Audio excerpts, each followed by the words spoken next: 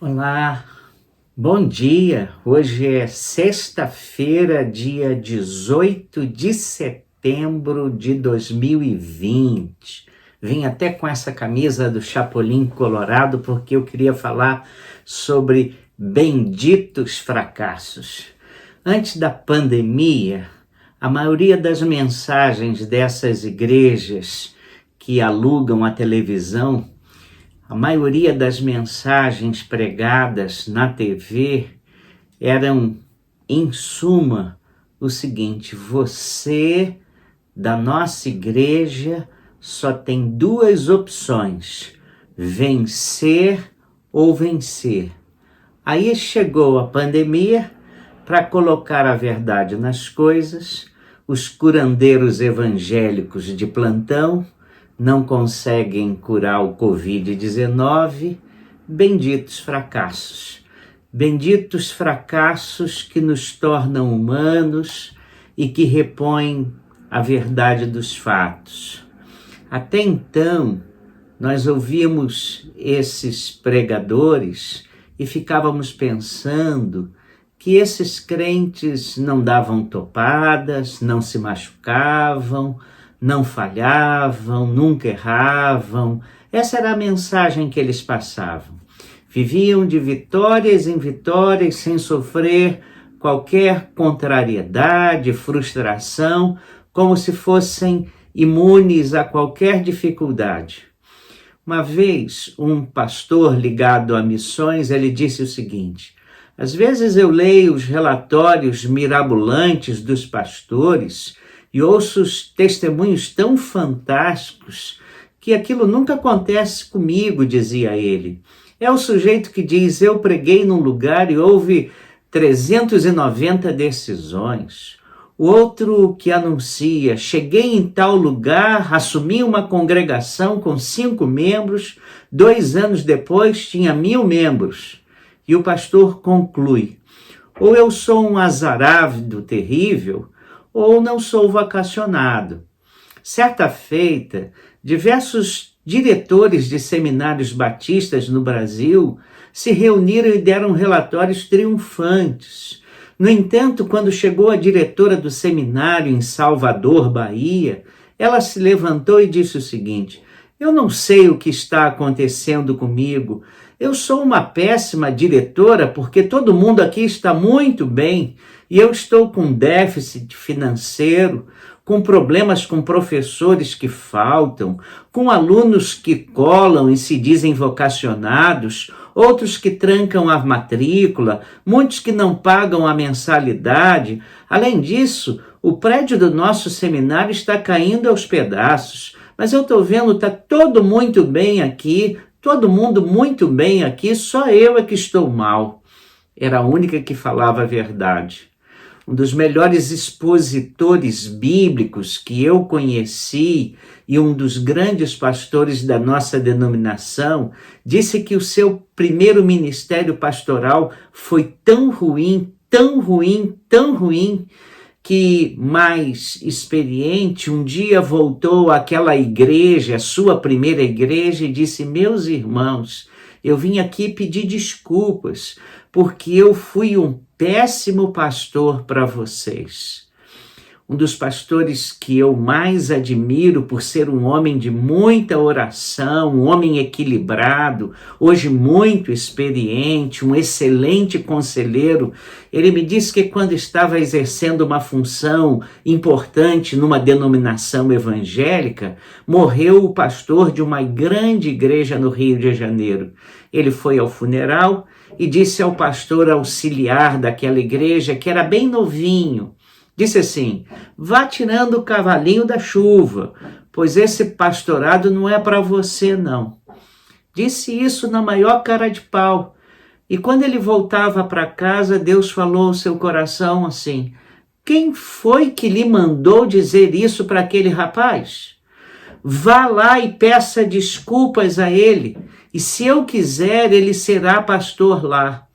E ele então disse que pegou o carro, voltou lá e disse para aquele pastor: eu quero lhe pedir desculpas, Deus me repreendeu, e se Deus colocá-lo aqui, louvado seja o Senhor. E aquele homem foi um dos grandes pastores da denominação e um excelente pastor daquela igreja. E meu amigo aprendeu com seu erro, com seu fracasso, com a sua empáfia, aprendeu tanto com isso que foi ele que me contou essa história. Escrevendo a Timóteo, o apóstolo Paulo disse assim: deixei Trófimo doente em Mileto. Quem disse isso não foi um homem fracassado, um pastor fracassado, mas o mais brilhante cristão de todos os tempos. Alguém que falava sobre Paulo disse: Jesus fundou a igreja, Paulo o cristianismo. Um dia Paulo também disse aos crentes em Tessalônica: eu pretendia ir vê-los, mas Satanás me impediu. E pensar hoje que há tanta gente que dá rabo de arraia em Satanás, com uma palavra que amarra Satanás. Em Atos 16, 7, Paulo disse: queria atravessar a Bitínia, mas o Espírito de Jesus não permitiu. Como Paulo era humano!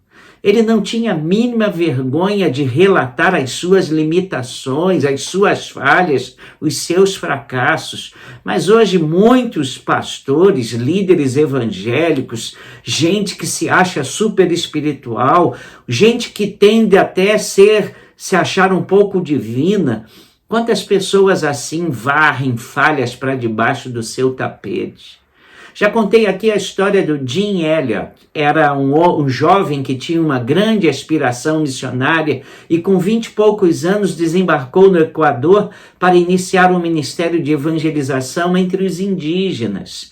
Ele não chegou a pregar um único sermão, nem viu um único fruto do seu trabalho. Ele foi morto nas praias do Equador e comido por canibais. Alguém pode dizer, com o espírito dessa época: que absurdo, Deus chama um moço para missões, o moço obedece e quando chega lá morre. Mas saiba o resto da história. Quando essas notícias chegaram aos Estados Unidos, centenas de jovens se levantaram para continuar o trabalho que Jim Elliot sequer começou. No Novo Testamento, nós temos mais de 20 cartas escritas só para resolver problemas. Ou seja, o Novo Testamento exala problemas do princípio ao fim. E alguns desses problemas ainda acontecem hoje. E nós vivemos com decepções, com contrariedades, com derrotas, erros, desânimos. E alguns, como Trófimo, que vão ficando doentes. Quem é honesto e bíblico sabe que mesmo sendo crentes, os nossos planos podem ser frustrados e muitas vezes nós falhamos, e isso não significa que a obra de Deus também será frustrada e falhará. Deus é maior que nós, e maior do que a própria igreja e do que qualquer igreja. E aquilo que estiver dentro do seu propósito vai se cumprir no tempo exato, no momento determinado, porque ele, Deus, não pode ser frustrado. Muitos fracassos do apóstolo Paulo foram estrondosas vitórias de Deus. Talvez um dia você vá passar algum tempo doente em Mileto, como Trófimo, ou ficar doente aqui mesmo em Teresópolis. Mas não se desespere, Deus está no controle mesmo quando nós estamos doentes, mesmo quando nós estamos sem dinheiro ou quando estamos frustrados. Até em circunstâncias assim, Deus continua a escrever a história. Ele continua a fazer o seu trabalho e a história de Deus continua sendo vitoriosa. Então, quando as coisas não acontecerem exatamente como você previu, quis ou planejou, lembre-se de que elas não frustram os planos de Deus. Então, não entregue os pontos, não se dê por vencido, não desanime, também não pare de lutar. Pois mesmo quando parece que a vaca foi para o brejo e os seus planos foram frustrados, tenha certeza de que aqueles planos não eram de Deus.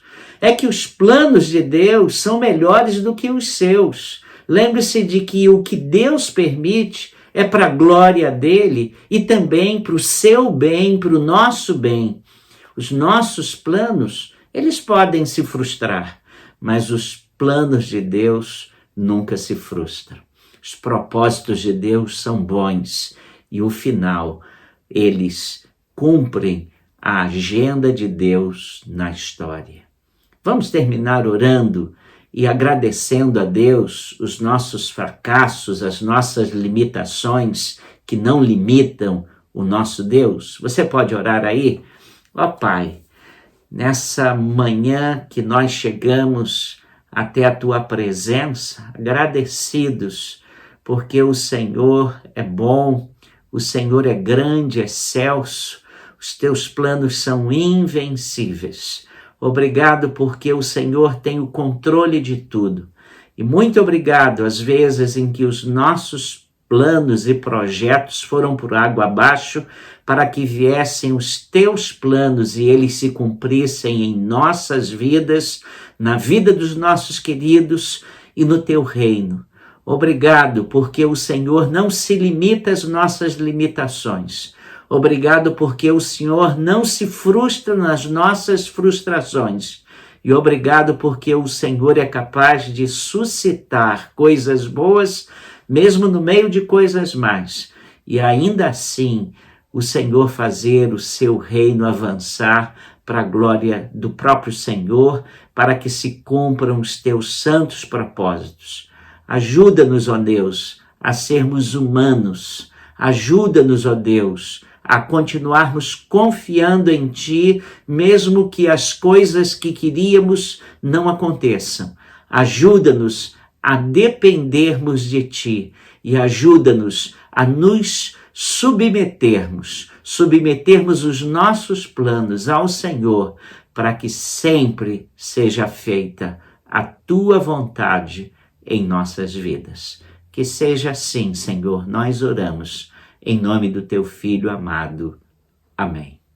Tenha uma sexta-feira muito feliz.